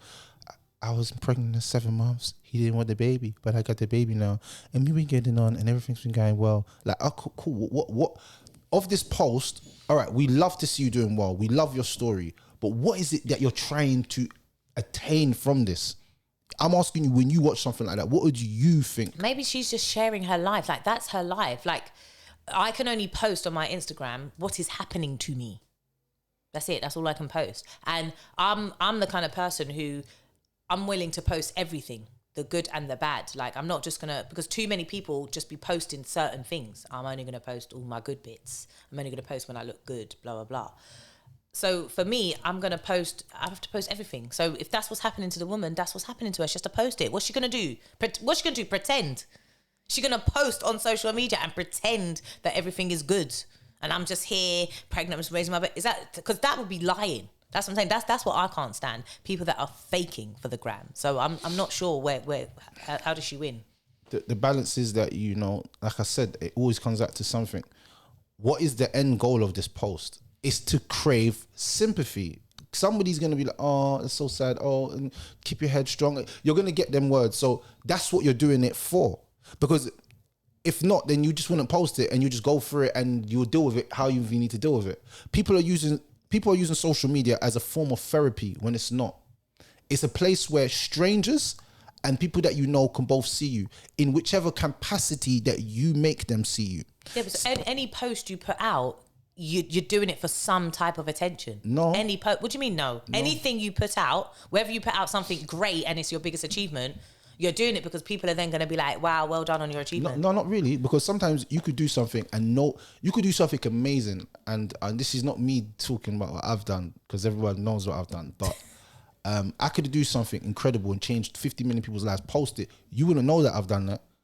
But then I get 2 likes. So what does that mean? I posted it for everyone to say that, but then I only got 2 likes. Okay, yeah, but what I'm saying, but why did you post it then? You cannot say that you did not post it for some type of attention. You can't. Not sympathy. No, I never said that. But what I'm saying is, everybody posts on Instagram then for something. So it might be bringing awareness. It might be bringing awareness. Okay. It might be. Maybe that's what the woman was doing with that post. Maybe she wanted to let other women in the same situation know that they can get through it. That's what I'm saying. It's only your view that she posted it for sympathy. How do you know that? That's why she posted it. Are you telling me that women don't post for sympathy? Yeah, I'm not agreeing with you on that statement. I'm not just going to say that. That's do you post for sympathy? No, I don't tend to post for sympathy. Oh, because you're a cold-hearted killer. Sorry. Anyway, no, but I don't tend to post and be like, my posts tend to be either funny or like quite angry. So I don't really post to be That's like, funny you're angry. Are you bipolar? no, I'm just saying I don't really tend to post and be like, poor me, like this just happened to me. I'm not really that kind of person. I see you do complain. that. I can see you doing that. No, still. I complain and I might moan, but it will be like I'm angry, like that's why I'm moaning. But I don't really post to be like, and I specifically when I'm like, say I'm upset about something, I'm not that kind of person who posts and says that they're upset or set, because I actually don't want anyone to message me and ask why you're upset. Like, I don't know why. Obviously, when people do that, that is because that is what they want. You want people to ask you, is everything okay? Do you know what I mean? Like, you could just... cool. Look. This is it. A woman's in a relationship, yeah? And she's broken up. And the first thing that she's done, instead of even telling the man that we're kind of over, she's gone onto the gram and said, yeah, you know, sometimes, you know, don't undervalue yourself. This is why I'm single now. Like, what is she looking for? What is she looking for? You're laughing, but what? I'm what's she looking laughing for? because What's she you looking are for? literally picking these things that you think women do. You're yet to ask me why a man does this, or how I feel when a man does that. You're just picking. What is it? Why does a woman do that? Why does a woman do that? Because you're a woman. I only can ask you what. Because if I can have a man in that seat and ask him the same questions I'm asking you. Okay, but I don't know why women do everything. Why would a woman? Do I? No, I'm saying why would a woman do that one that I just said? You laughed, so there is. I don't know why she does that. No. There's more to it than I'm that. laughing because I'm laughing at that. These are the things that you're picking out. That's why I'm laughing. Like, to me, that's not a woman thing. That is a personality thing. That is the person who posted that. That is their personality. Like, that's how they are dealing with things. Like you said, they're not even talking about it to the person, or like people deal with breakups in different ways. Some women will call their friends over, and then the girls will be over and they'll be having a drink. And that's the kind of person I am, to be honest. I'll be real with you. And my friends are quick like that. If I rang them and was like, I'm broken up, they probably, without even saying anything, would be like, come around later. And they come around, bottle of wine. But if this woman wants to post it on social media, maybe she's trying to empower herself. Maybe she's trying to, like you said, she's saying, oh, don't undervalue yourself. You know, this is why I'm single. Maybe she's trying to empower herself. I don't know. Maybe she's trying to take some control of the situation. Maybe she's trying to hurt the man. Who knows? I don't know. Would you say that women are more spiteful than men? No, again, no. I can't. I'm not going to generalize and say women. Have you or seen men. your friends do spiteful things to men? Yes or no? I have male and female friends, and I'm I talking have about the seen women them ones. both. The women ones. The women ones. Men, don't worry about that. We cover that topic with a man. I'm asking you now as a woman. Yeah, but that's what I'm saying. Why don't you ask me about men? See if I think men are spiteful, and if I've been on the receiving end of spitefulness from men. That's what I'm saying. Go on, tell me then. Tell me. Yeah, of course I have. What did they do? Lots of things. Like when a man breaks up with you, he turns on you. He turns. And it's the same as women. Like I said earlier on, there is a thin line. When the feelings go, people can turn on you as if you weren't just laying down in a bed together last week. Like they can almost treat you like strangers. They would almost be kinder to a stranger than they would to you now. Like, so it works both ways. And it's probably because they did like you a lot. And now they're so angry, like, and that's why they're acting spiteful. But of course, men and women do that to each other. But who's more spiteful? I don't know if one's more spiteful than the other. Like, think about it. Some people are not spiteful people. Like, somebody might not be a spiteful person. Like, you never treat your friends spiteful. Like you were saying with the loyalty thing, when you fall out with someone, you're gonna keep that secret inside. Some people are spiteful people. So they will be spiteful towards their friends. They'll be spiteful towards their family members. Therefore, that if they break up with someone, they're going to be spiteful towards them because they're a spiteful person. I heard that, but you still never answered the question. You seem like a politician right now. No, because I can't. Because do you know what? I'll be honest with you. I don't personally have a view that one is more spiteful than the other. That's what I'm saying. I don't. Have you done any spiteful things in relationships? Yeah, of course. Like, I would like to say maybe nothing too spiteful, but I've definitely done little things that would easily come across as spiteful. And then, you know, it's little things, simple things like, say my daughter's dad asking, oh, can you drop her to me so that I don't have to come pick her up? No. That's not really spiteful. Because I could do it. And I would probably do it for anybody else. So that is spiteful. Like, you're being difficult. Okay, now that makes the maliciousness behind the intent. Do you see what I mean? Like, because if my friend said, can you come somewhere for me? Can you do this for me? the answer would probably be yes. That's what I'm saying. Or when we was in a relationship, me and my daughter's dad, there were plenty times when we used to share who was driving where. Do you know what I mean? To pick up my daughter and all that. So for me to then say no, I'm saying no because I don't like you. Do you see what I mean? I'm not saying no because I can't do it. I'm not saying no because I'm busy. I'm literally saying no because I don't like you. That's crazy. Do you see what I mean? So, what's your thoughts on Kevin Samuels? On who? Kevin Samuels. Who's that black guy? Yeah. The one that chats a lot of nonsense. I don't know. He just says things, innit? I mean, there's probably sense in what he's saying and logic in what he saying, but he definitely don't like to deliver it in a nice message. And when you're telling people home truths and difficult things about them, come on, everyone knows, like, people are going to get defensive. So there should be ways that you should say things, like. Are you a very defensive person? No. I think you are still. 100% you are. How? I'm not defensive. You're very. You don't know. You've been chatting to me for 5 minutes. You cannot tell me that you think. Well, I'm I've been defensive. chatting to you technically for an hour and a half, but. What time is it? Okay, and then you've uncovered everything. Like, I'm telling you, I'm not a very defensive person. I am open to critique. Like, don't get me wrong. At the time, I might not hear it well. I might react in a certain way. Do you know what I mean? Like, people always say, like, you might shoot the messenger in it. You might get your back. You might say something, but I will definitely come away and think about it because I know that's important. Like, you need to take some criticism. You need to hear it. You need to think about it. Facts. A sick question for you, you know. Oh man, it just left my head, you know. Glad you forgot because you're just bombarding me with questions. How? I'm just asking very nice questions. No, you're bombarding me with questions. No, and man. making some assumptions as well. Assumptions? You did. Oh, I think you're defensive. I think you're aggressive. You're making assumptions. I'm just basing everything on what you're actually saying. You know, everything you're saying to me, I'm perpetuating it back to you in a very positive way. Not negative, very positive. Positive. Very positive. But you saying I think you're a defensive person. Where was the positivity in there? Because, see, now you're getting, see, this is what I'm saying. You're proving my point. No, I'm asking you. I asked you a question. You're proving my point. No, I just asked you a question. Where is the positivity in there? I'm asking you to help me see because I've where already, the positivity cool, was in that. Cool, let me break something down to you. If you're not a defensive person, then this wouldn't. This, you see, when there's something called throwing out the line of the fish and catching the fish. So if I say, "Right, are you a defensive person?" and then you get defensive from that moment and say, "Why would you think that?" That means that you do have a slight No, tendency. because I didn't get defensive when you asked me if I was a defensive person. I got to my backup when you then said, "I think that you are." Yeah. Yeah. Don't give me your opinions. Yeah. Yeah.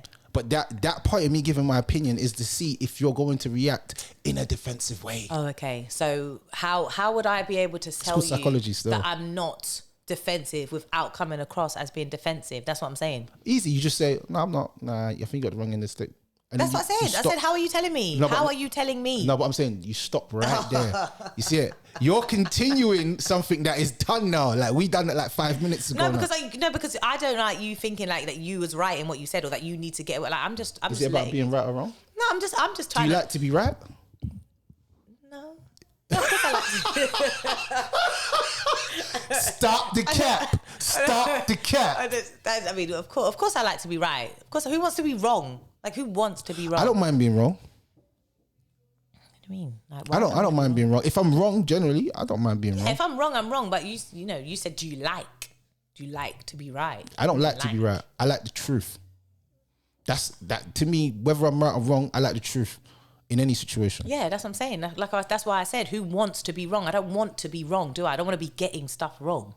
Whatever the situation is, I don't want to, because doesn't say that's not working. That's not good, is it? If I'm getting things wrong, no, in relationships, friendships, no, work, if I'm getting it wrong. If you get things wrong, then the only thing you can do is get better from it. So being wrong sometimes is a learning curve. I had to make lots of wrong mistakes to actually start making right ones. Yeah. So my wrong mistakes are a positive indicator that I'm doing something right. Yeah. See, people get this twisted. If you start a business and you're making lots of mistakes in that business, you don't just say, "Oh, bloody hell, I've just made a lot of mistakes. This is long." You keep going until you learn what to not do. Yeah, like, but the question wouldn't be, do you like being wrong? Do you like making those mistakes? Of course you don't like them, but like you said, there's benefit from it and you're growing. I feel like every mistake that I've made, I've learned from it. Every single mistake that I've made in my life, I've learned from it. And and now I'm older and I'm a little bit more wiser and I can see things. I'm happy for every mistake that I went through, every pain that I went through, everything. I'm grateful that I was given. I think they've got purpose. 100%, they've got purpose. It's, you know what I mean? They are good. They're good to learn from. It's just the way you phrase that question. Do you like? I'm not going to say I like. You emphasize that, like. Because that's what you said. That's what I'm saying. That's what I'm just drawing on. Why did you put say, like. What was going on there, bro? Bare emphasis. That's how I speak. Okay. Do you like? That's what you said, like. All right, cool. Let's get to the next topic because you know what? I've got some for you. We're nearly done, but I'm not done. So, you see, in a relationship, yeah, between a child, the father and the mother, yeah. What do you think, yeah, could make it better in communication between a father and his child's mother? What do you think could make the relationship better and stronger? If people are going through like issues regarding their child, what do you think could make things better? I think what would be good is to have a sit-down conversation. I think you might go through stages where you're not talking and then you start talking a little bit, or, you know, just communicating for the child. And so that's fine now. Like lots of people will say they're at a point where we just communicate through the child. Do you know what I mean? Messages and I think that's not good communication. I think you should arrange to have a proper sit down conversation and air things. And it doesn't have to be about the past. It don't have to be about the relationship, nothing. It can really be about what you both want to get out of moving forward, out from each other in order to co-parent properly, because I think that would be really helpful in moving forward and making clear what you want, what they want, like listening to each other, because I just think, like I said, people get to a point where they just prefer not to speak and they prefer not to communicate, and they're just keeping that to at a distance, and it's coasting. You're very much coasting. Like I said, it's not good communication. It's just not terrible because you're not arguing. Does that make sense? So I think that would make things a lot better. So having a sit down. Yeah. Do you think there should be arbitrators there? Because obviously some people have problems with their. Yeah. If that's what it takes, like I said, that can't always be done, and timing is key. And you know, I'm talking from experience from when you're arguing and you're beefing, to get out of there, to get to a place where, okay, we don't argue no more, we don't beef, but we just don't speak. You will feel that is progress. You will feel that that's good, because of course you don't want to argue. It's not good for you. It's not good for them. It's not good for the child. So when you get to a point where it's like, okay, cool, we just don't speak, and we just send just messages. What time are you picking her up? I'm coming at this time. Okay, and that's it. You do think that's progress, but it's not progress. You need to have that conversation. You need to just explain what it is that you need in order to parent, what it is that they need. And yeah, it may need to be done with other people, because it only takes one person to say something and then the conversation is not going to go well. You know what I mean? Even if you think you're both happy, you're not angry at each other, you know, I'm fine, I can come to this conversation. It just takes one person. Yeah, there should always be an arbitrator, and I feel that it should be someone that you both respect, so that there's no disrespect. Because if someone doesn't respect someone, and someone who's fair as well, it should be like someone's like, because you know, obviously you had a child with someone. There's usually people have relationships with the grandparents. Yeah, and there's some grandparents. You should both be regardless, you should both be able to be respectful to the other person's parents. So that should be a good person to do it, because there's no way I would sit down and be disrespectful to my daughter's mum. Like, no way. So that, do you know what I mean? And it should be vice versa. So they should be good people. Even bring both of them, it might make you feel more safe. But the point of the conversation should be very clear, that it is not to talk about past.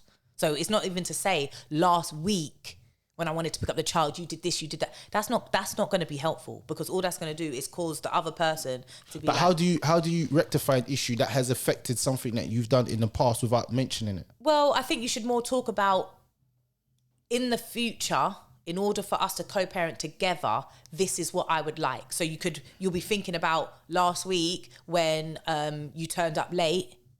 Instead of bringing that up, you could just say, I would like us to set times for when you're going to come. And if you're not going to come at that time, this is what I think needs to be done about it. Do you see what I mean? Does that annoy women when parents are late? pick up their children. Oh my God, it annoys the most out of me. It really does. It really does. And I'm not talking about, obviously, my own personal issue with like lateness. Like anyone turn up. If my friend said she was coming to meet me and she was late, I would be annoyed. That's a personal thing, innit? Like I don't like waiting. So should I be annoyed today? Yeah, because I was late. Alright, cool. I was late, okay? Do you not think, oh, I did go about it quite in a nice way, as in I let you know way before. Like, I let you know half an hour before. It's not like I waited 5 minutes and then went, I'm going to be late. Of course, I knew I was going to be late 5 minutes before. But I did try to tell you at a good time. But still, I was late. I'm not saying you no, I'm not saying that. But anyway, my point was, when it comes to the kids, that affects them also being late. That's what I'm saying. I think sometimes the dads will think that it's just the woman moaning and nagging. Yeah, no, you got a point. No, it's the children. No, you've got. You see right there. I'm gonna agree with you on this one. This one's where I'm gonna agree with you. Kids, they do actually get affected. It's when you see all the other kids go. If it's like, say for instance, you're picking up your kids from school, and all their friends are gone, and they're the last kid, and they have to go through the school. It's like subconsciously they're thinking, are you even gonna come? Yes. And when you do it, it's like the anxiety's gone from them, and it's not good to give your children that, if I'm honest. It's not. And even, you know, the bigger your children get, like obviously if it's a 2-year-old baby, they don't need to know about time. But the bigger the children get, the same way as you, like when you run things with them, you would say to them, oh, we're gonna have dinner at this time, and you might say to them, it's bedtime at this time. So you do start to tell them about time. So for example, my daughter, she wants to know things like every day. She says, what are we doing today? And I have to try and say like, oh, we're going to go here at this time. And it's to help her plan her day so that she also knows what's happening. So I will sometimes tell her when her dad is coming, because that's what she's asking me. She'll say, what time is dad coming? Or, do you know, or she'll be trying to, she might say, can we go park? And I'll be like, no, we can't go park because your dad's coming at this time. But you know what? At the same time, I'm going to say, don't always tell them specific times. Just say, yeah, he's coming today in like around this time. Of course. Well, that's what I've had to get to that. That's what I'm saying. I've had to get to, because I don't want her to be disappointed. Yeah. But what I'm saying is that's just something then that parents, you know, mum or dads should think about with their kids. Like that's what I'm saying, being on time. And then at these conversations, you can discuss that, because the way I deal with lateness now is that I just don't say nothing. I don't say nothing because I don't want to have an unnecessary argument, unnecessary conversation. I feel like he will think I'm... What about when the shoe's on the other foot though? The woman's always late to give the man the child. The man he's come early, and then still kids are still not ready. Well, okay, you can't come early then and expect the kids to be ready. Yeah, what do you mean? Because for example, I used to get my daughter's coat, shoes on, so that when he came, she was ready. But now he's late. So now I'm not going to put my child's shoes and coat on, because sometimes she's been sitting there half an hour with her coat and shoes. So what I'm saying to you is, if you're going to come early, sometimes we can't get the kids ready. Don't get me wrong. They're going to be dressed. They're going to be bathed. I feel like that's petty things though. I'm being petty, but yeah. No, but just you can't be, all you have to do is, she can be on time. If you say you're coming at 4, then you shouldn't be turning up at 4 and then she's telling you, oh, I'm just brushing her hair or I'm just packing her bag. Don't do that. That's not okay. Do you see what I mean? Like, have the bag packed, have her hair done. Do you see what I mean? But don't be early though. Then don't be half an hour early and expect that we should have the bag packed, because you said a time and we're planning for that time. That's. I don't know, man. I feel like I got a lot to say on this, but I'm just gonna stay silent on this one. Still, I'm gonna stay silent on this one. No, okay. So obviously that was my opinion. What do you think would help parents improve their communication? Effectively responding to each other. I feel like when you're not in a relationship with someone, you see the message like, I'll respond later. Like, no, don't do them disrespectful things there, man, because 100%. The person's not hollering at you for you. Man's not chasing you down. Man wants to know about man's youth. Man wants to know about man's child.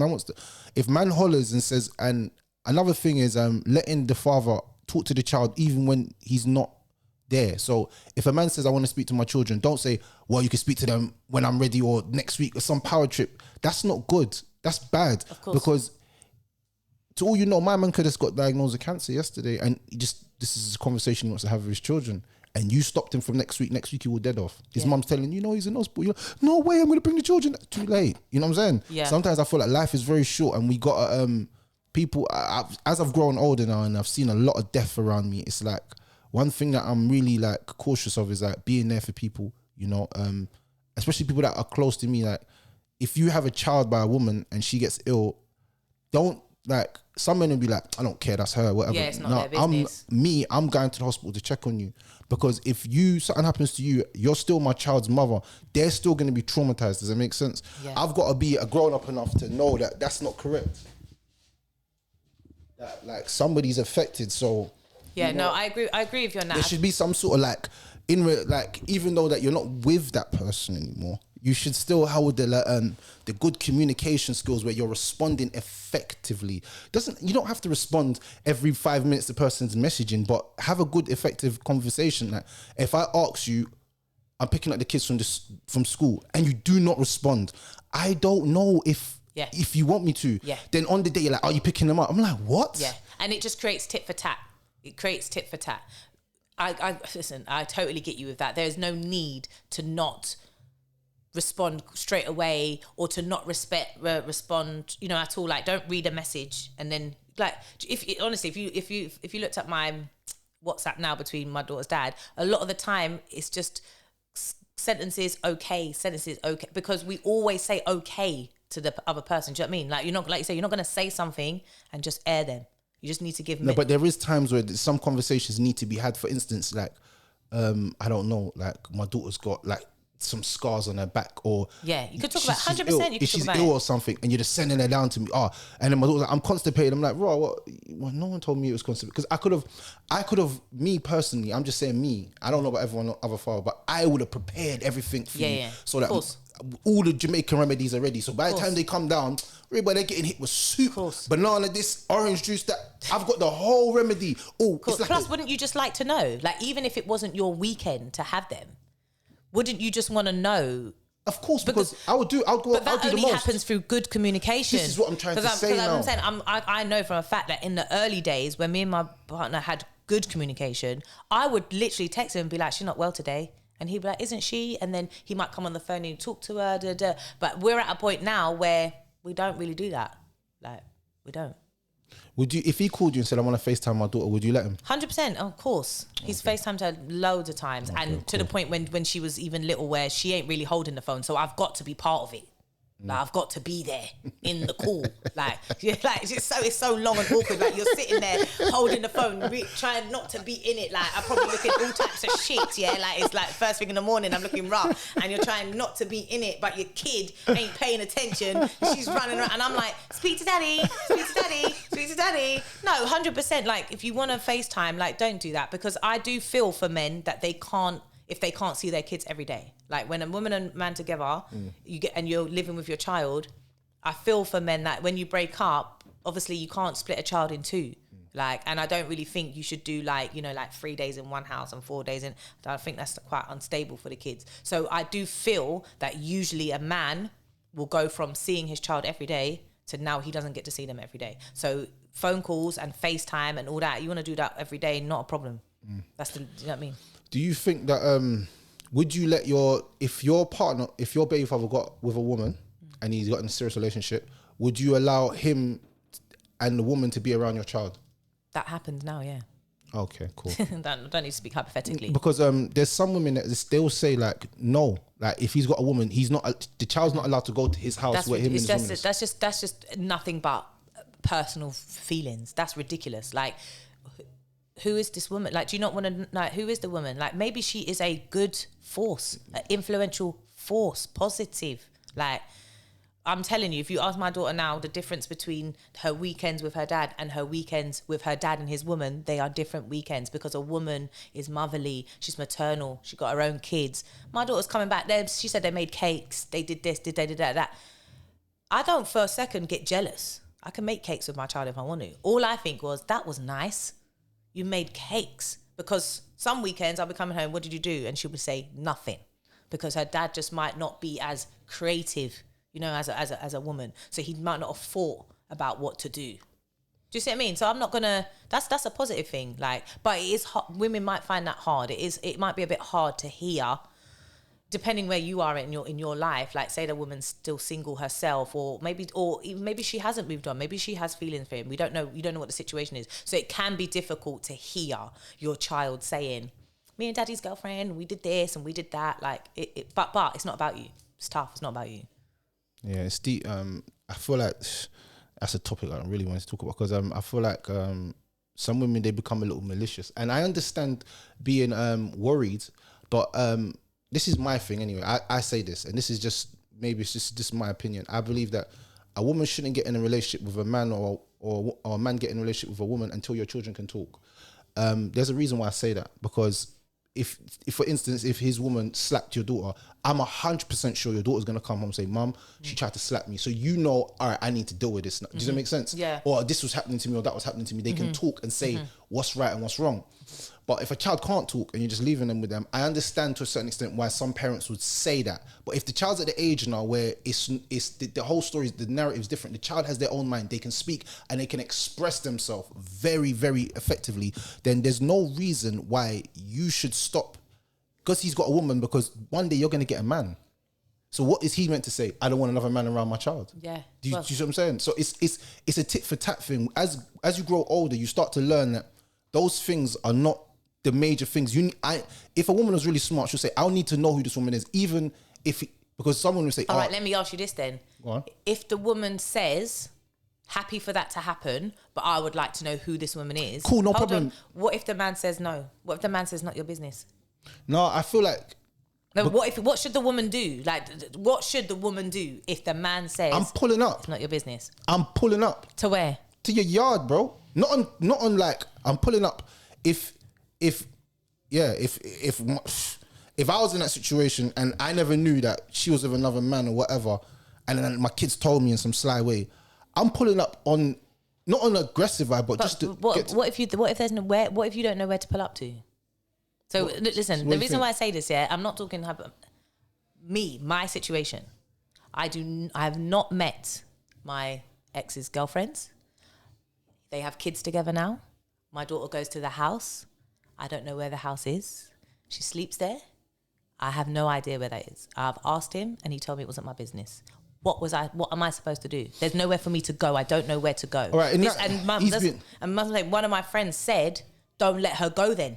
Because you don't know. But like you said earlier on, would we stop? I would never stop my daughter from seeing her dad. So I have took this L.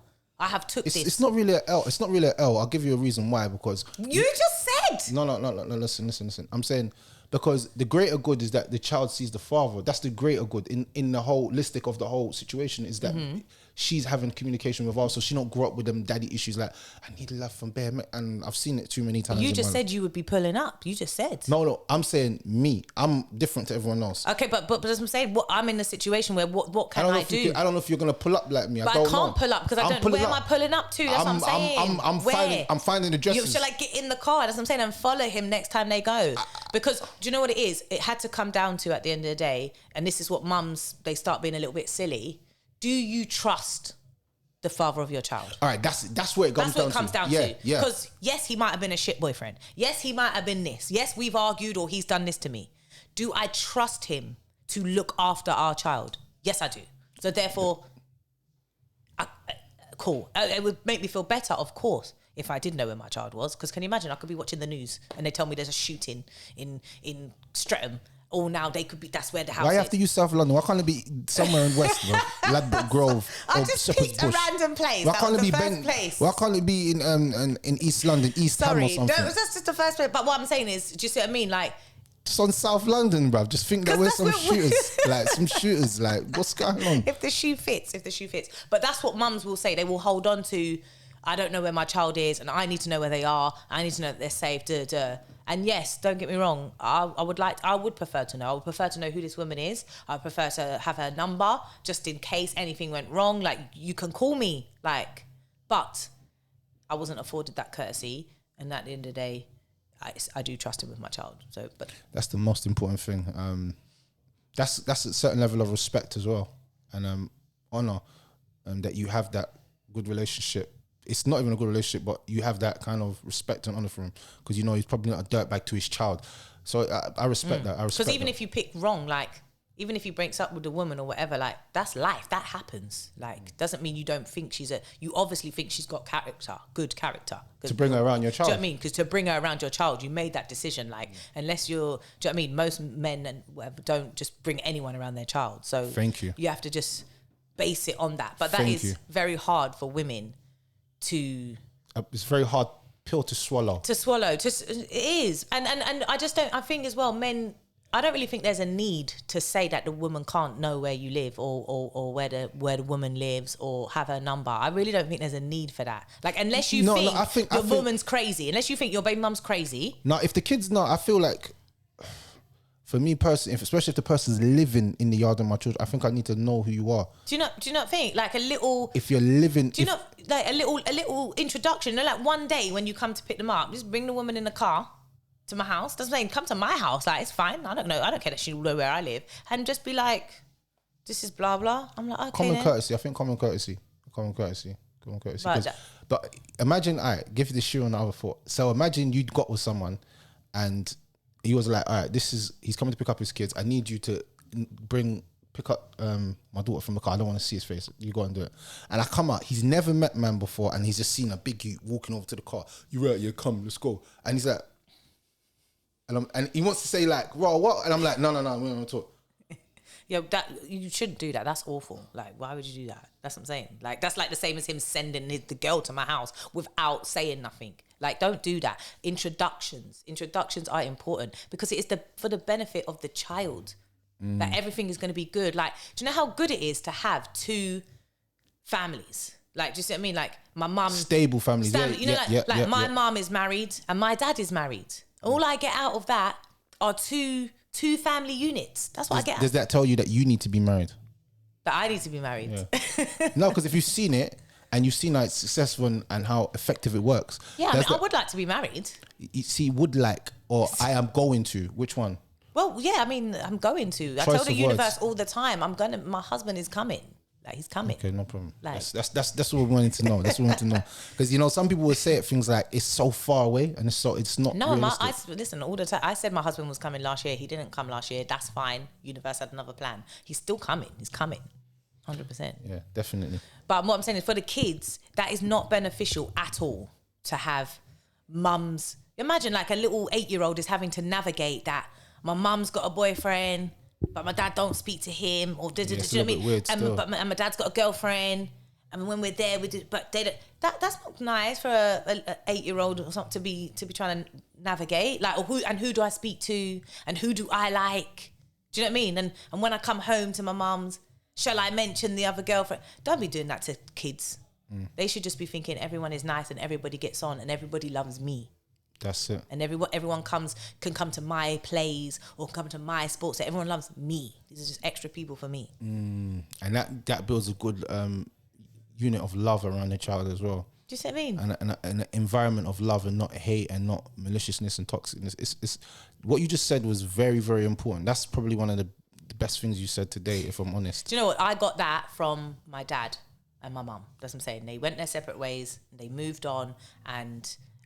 obviously, as a child at first, I found it difficult, but that's a child and, that's for them to navigate. But as the years went on, that's all I got out of that was a benefit of two loving homes to go to, 4 adults in my life that I could ask things for. Like, I'd go somewhere with my dad's wife.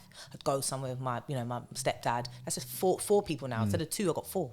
Yeah, that's amazing. That's incredible to hear. And I like hearing happy endings than horror stories. Yeah, because it might take time. Don't get me wrong, it take time. And it take time even for a child to understand that. Because a child might go through, no, I want my mum and dad together.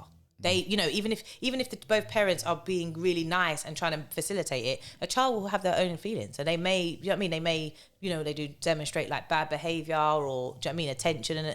But after a while, if you just constantly show them that this is just benefit to have these people, it will work out in the end. And it will help when you come to be an adult. So as I've come to be an adult and I've come to have my own child, that is what I keep basing it on.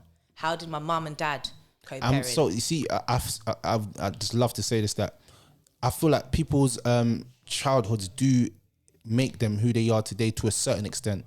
Like when you see certain things working, it makes you think that there is even though something didn't work, but I need to make it work like this now because you've got experience of what you've seen, good positive experiences. I mean, what's best is the positive experiences so that you can literally say, this was good, this worked, and that's what I want. Unfortunately, sometimes we have to learn from negative experience. So we have to learn that that's not what we want. It's called the balance. You know what I mean? That's not how we want to do things. But it would be better if it's more positive experiences. I think the balance is correct in life. Always remember this. Everything that's positive has to have a negative. You can't have a battery with two positives. That's true. That's why I respect people that who they are on the gram. So they have a positive day, and also in that day they have a negative day. Yeah. I enjoy watching people like that because you make me realize you're human. If I see you all day happy, I'm like, bruv, my life's not happy all day. And it's not to say that I want to perpetuate my emotions on you, but I'm saying as humans we go through emotions. Yeah. Like 1 minute you're happy, next minute you're sad. Doesn't mean you're bipolar. It just means you're human. Yeah. And show how to overcome it. Like how quickly. Do you know what I mean? Like, yes, I was in a bad mood, but half an hour later, I'm good. Like it's not like when you first came. Exactly. Yeah. Honestly, if you look my story on the way here, I was cussing. But how are you feeling now? I feel much better now. That's it. Positivity, man. Start off. It's not how you start. It's how you end. True. But you've been a positive influence. You helped with that. That's what I'm saying. It's about who you surround yourself with. Because if I'd come and you too would have been like negative. Why are you late? What's going on? Exactly. This don't make no sense, man. You don't waste people's time. Exactly. It would have been a war. It would have been. It wouldn't have been good. It wouldn't have been a good experience. Yeah. So it's all about positive. Plug everyone in with your Instagram. What you do. All right, okay, guys. So I am the host of the Baby Mothers podcast. If you haven't seen it already, please go onto YouTube. We are under the Baby Fathers channel, okay, because we are the sister show to them. So if you just look for the Baby Fathers channel and then you'll find us. We're quite a new podcast, so we've only got a few episodes out, but the feedback seems to be good. It's doing well. I really enjoy it. So please do check out our videos, like, subscribe, follow us on the Baby Mothers on Instagram, and you can follow my personal Instagram, which is Shells Says. Thank you. No problem. And we're out. Rare Talks. Like, comment, and subscribe. You already know what it is.